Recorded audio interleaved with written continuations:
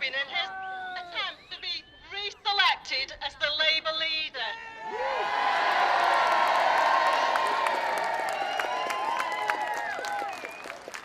I heard that Stoke didn't do politics.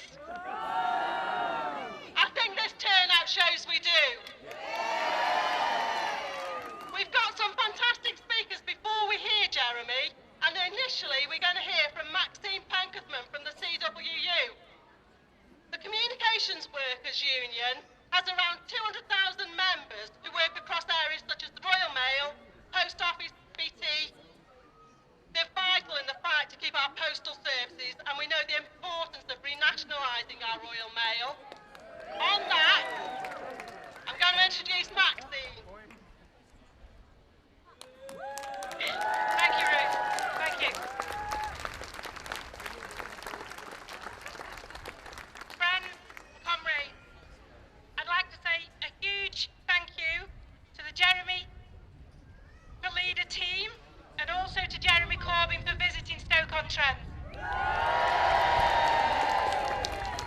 I'm immensely proud to be speaking today on the same platform as Jeremy. It is a great honour.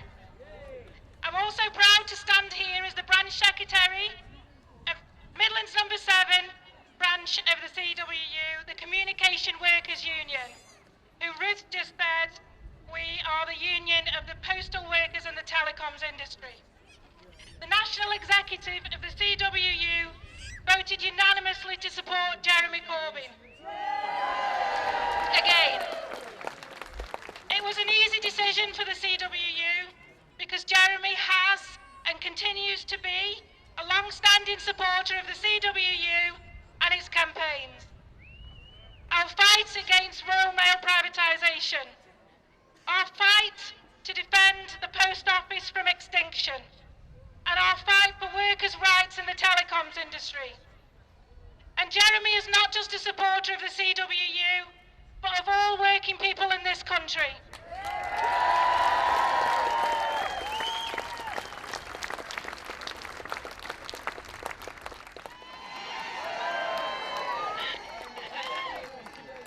Workers have had their rights stripped away, and we can't let the status quo remain.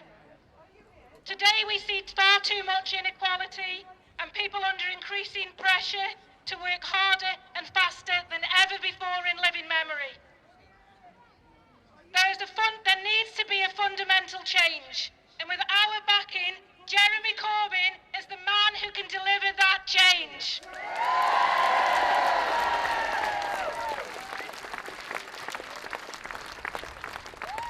As my General Secretary Dave Ward says, Jeremy stands for the millions, not the millionaires.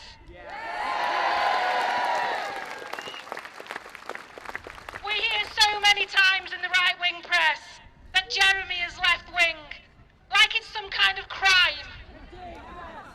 Is it left-wing to want a decent job with a living wage? To see an end to homelessness and have a guarantee that everyone in this country has access to genuinely affordable housing? Is it left-wing to want a good education for your children? For them to be able to go to university and not leave with £50,000 worth of debt hanging around their necks? Is it left-wing to want to live in a society free of discrimination and prejudice? And to have public services run by the public, for the public? And is it left-wing to want our treasured NHS to be funded and properly protected? Well, if it is right-wing, left-wing, to support those values, the CWU is proud to be a left-wing union. And we are proud to stand alongside the man who's going to deliver those policies. I'm going to leave you with a quote from John McDonnell. This coup isn't about Jeremy Corbyn. This coup isn't about him, it's about you. This is the 1% telling the 99% to get back in your place.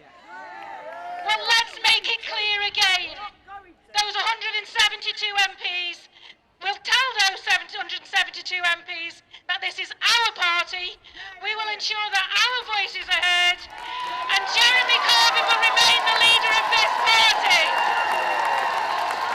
Thank you.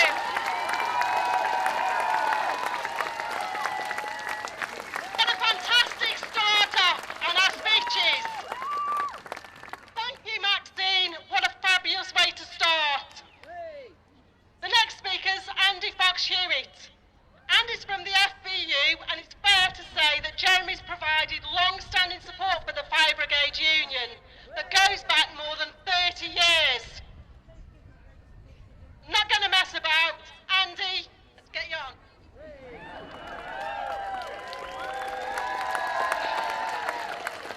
Comrades, brothers, sisters and friends, it's fantastic to see so many people coming out to support Jeremy today at Stoke-on-Trent.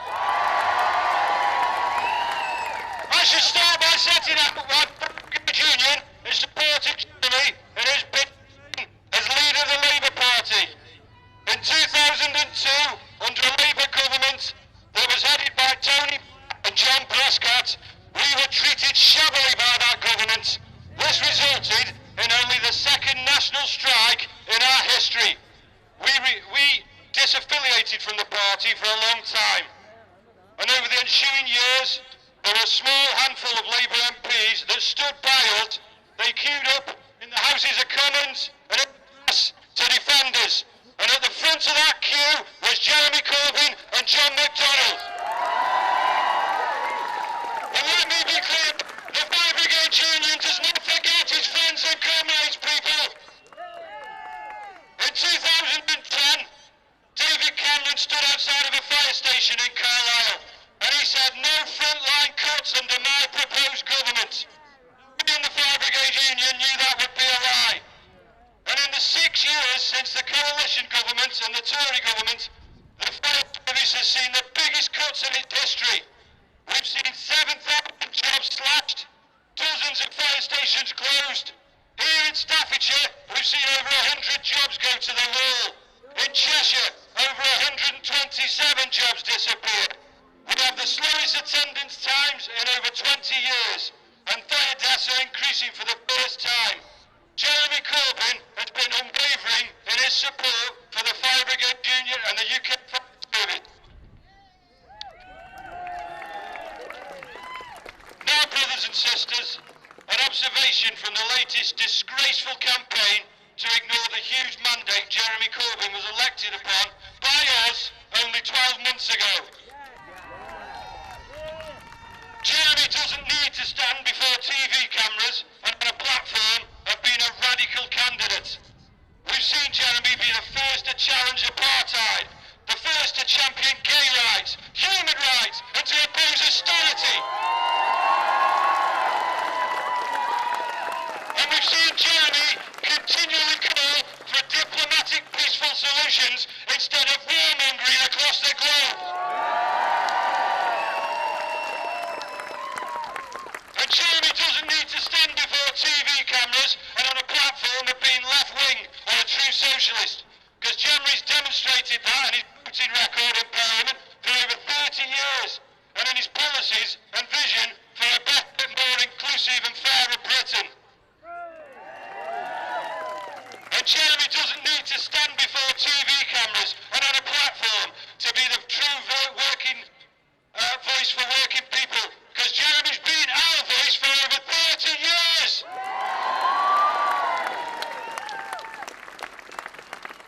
There is an alternative to the current politics in this country. It's time for change, and that change requires workers in communities organising. And to say that we will not accept what we're given by the privileged few. Now, Jeremy stood up and challenged the Tories, and he challenged those within the Parliamentary Labour Party that stand in the way of that change. And we must stand behind him.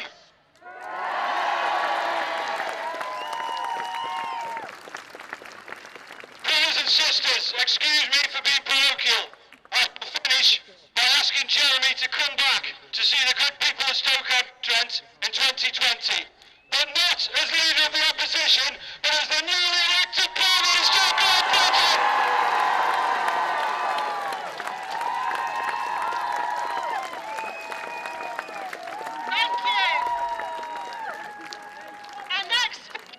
Shakira a 17-year-old who's a student at St Thomas More. She's head girl and she's making a maiden speech here today. So a massive welcome to Shakira.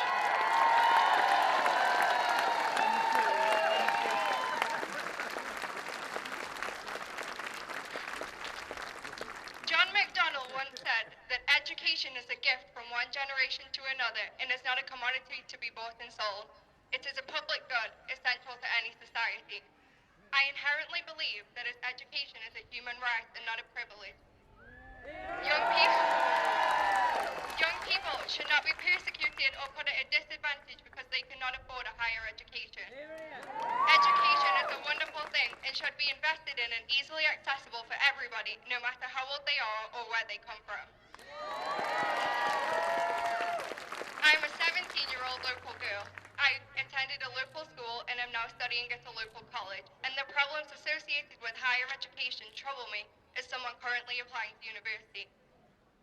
Like thousands of others, I am worried about the enormous amount of debt that I will amass when I embark upon university study. Yet people who are worried about this choose not to go to university because of the financial problems that are attached to a higher education. Why should young people be prevented from furthering their education because the Conservatives have decided to charge them enormous amounts of money for wanting to be educated? Why should we be prevented from having a higher education because we come from a less privileged area?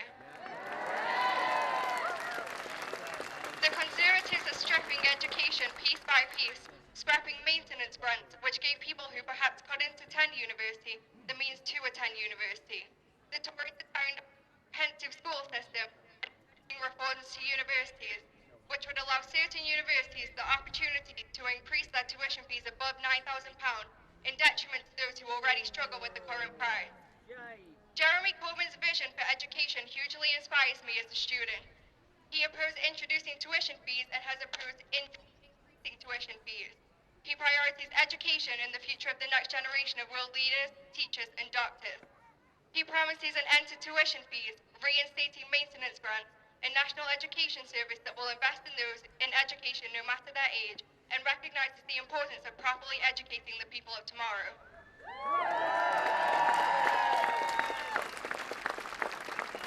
I am a firm believer that Jeremy Corbyn will continue to fight for us, the young people, the future generation, as he previously has done before.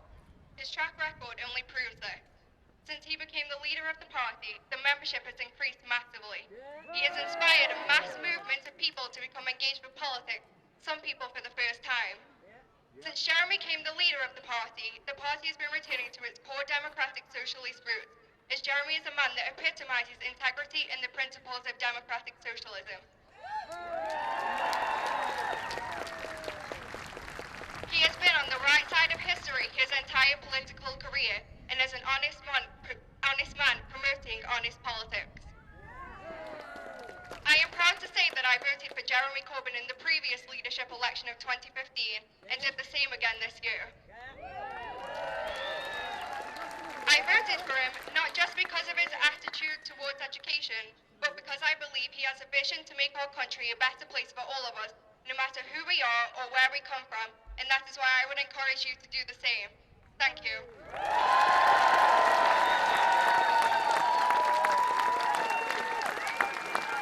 Now you all know why I use the hashtag #MyBeautifulDaughter. How proud am I? Our next speaker is Clare White, a representative from Unite and one of the largest unions, and also from WEA.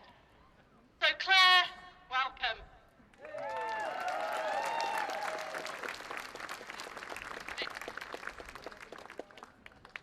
Thank you, Jeremy Corbyn, for coming to meet us at the Blue Clock today. It's an honour to be asked to speak. I'm Clare White. I'm a charity member, charity worker, and a proud member of the Labour Party and Unite the Union. Jeremy's election last year was a moment that inspired hope. The result that people said was impossible happened. It overturned expectations. It showed that anything is possible. It was Jeremy's long commitment to socialism that I voted for. Socialism that is international, British, and certainly very much at home right here. This is politics of hope for a future that is better for our children and for everyone. A future full of dignity and opportunity. It is the British socialism of William Morris, who lived and worked just a few miles away in Leek and imagined a country where everyone's work was fulfilling and there was an abundance of food and space for all. It's the vision of the Esperanto Society, whose global headquarters is the other way in Barlaston.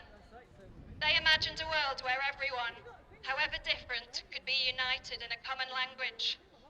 And it's the work of Josiah Wedgwood of Burslem, campaigning on his pottery against the injustices of slavery.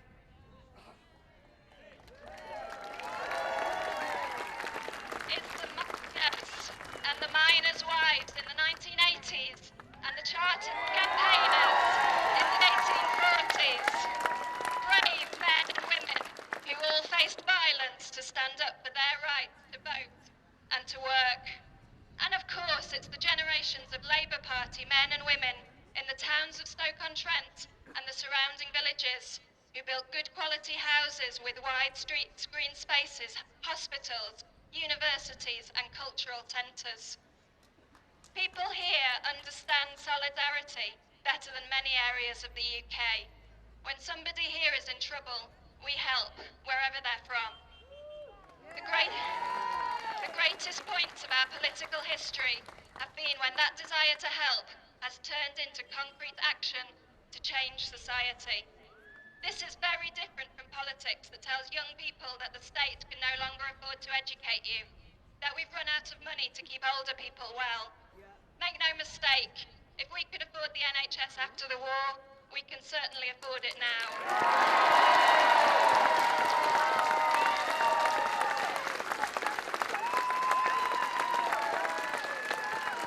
We can afford creative, innovative, hopeful social policy. We cannot afford to abandon the vision of dignity for all, good jobs and opportunities. The policies and pledges developed by Jeremy Corbyn and his shadow cabinet clearly set out how we will get there. Plans grounded in reality, not utopian dreams. 99% of people here are kind and caring, just like 99% of Labour Party members. People determined to make the world a better place. From the outside, our party can look messy with its endless debates and votes, and it will be frustrating sometimes. But it's okay, because that's what makes our party democratic. That's the only way we can represent such a wide range of ideas, and that's the only way we can win elections. Because we don't have the big donations, the amplifying voice of big media. Ours is the party of the voiceless, the vulnerable, the family, and the community. If you're here out of curiosity, I urge you to join us and get directly involved. And if you have a vote, please don't leave anything to chance. Vote for Jeremy. Ask everyone you know to vote, and if you've run out of people, join in our campaign phone banking sessions. We must support the democratic decision of members of the Labour Party to elect Jeremy last year. We must all act for our future and our children's future. There is no leader who can win alone. We support Jeremy by building a movement that reaches into every street and town in Britain, a movement that argues and debates and hammers out policies that will create hope for all, where we can all have a say, where the state works for us all, so that everybody can flourish. Please join us today. Thank you.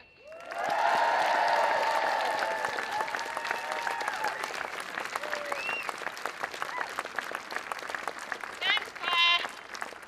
Last of our speakers before the main event is Roger McKenzie. Roger's currently the Assistant General Secretary of Unison, the second largest union in the country. Roger?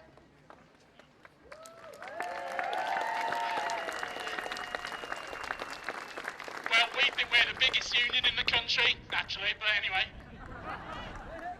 I have to admit something. I've always wanted to be on a fire engine, but I never thought that it would take a bunch of MPs who think that it's more appropriate to attack the leader of the Labour Party than to attack the Tories to be able to do that. What a thing to do! What a thing to do at a time when our National Health Service is under massive attack, when public service workers haven't had a decent pay rise in years, and these people think that the best way of being able to achieve that is to have an attack on the democratically elected leader of the Labour Party.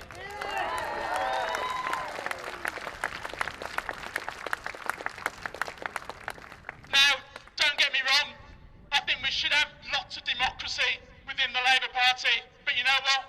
We've had it. We had the democracy a year ago, and people turned out in their hundreds of thousands and voted for Jeremy Corbyn, who I'm proud to say is a member of Unison. And when you see what's going on with our public services right now, when you see that our junior doctors are having to say that they're going to go on strike because people are trying to say that they're having to work 7 days, I've got news for these Tories. It's a 7-day National Health Service already.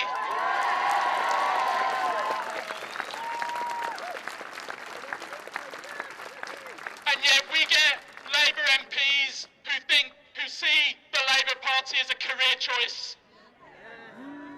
They see it as a career choice. One day an MP, the next day a banker. I did say banker, didn't I?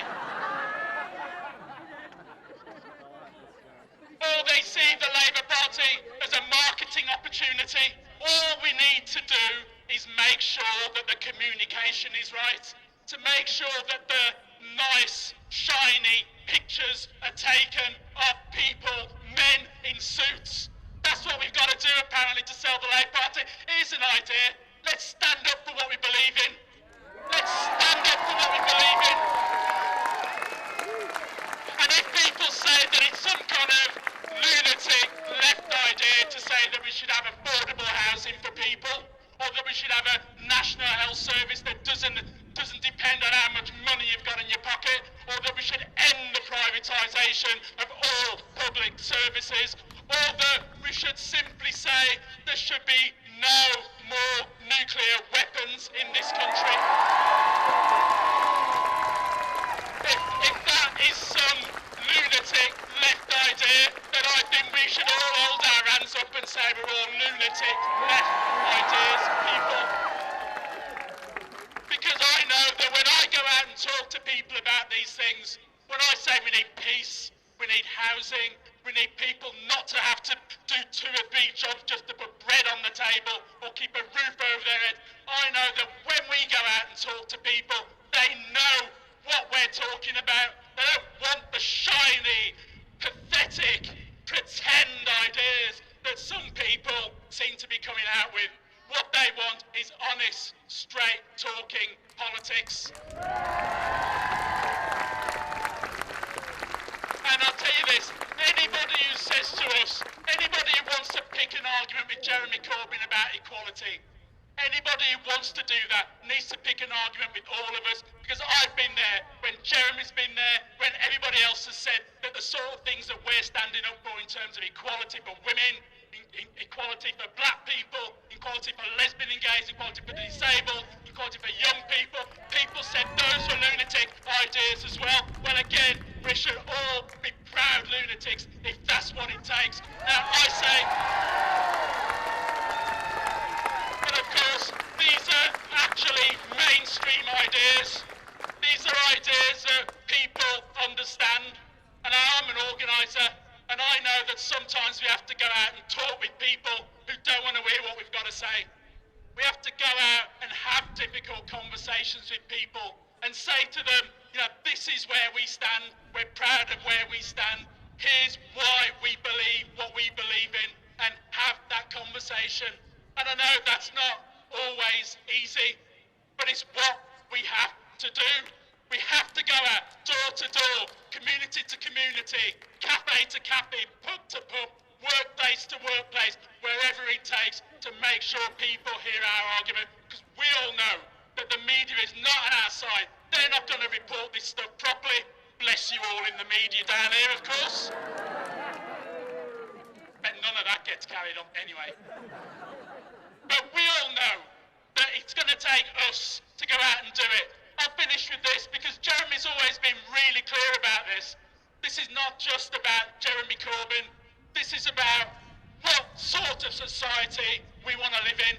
Are we prepared for the same as we've always had? Or is it a time when we've got to have a fundamental shift in favour of working class people in this country, an irreversible shift in favour of working class people? I think that time's now.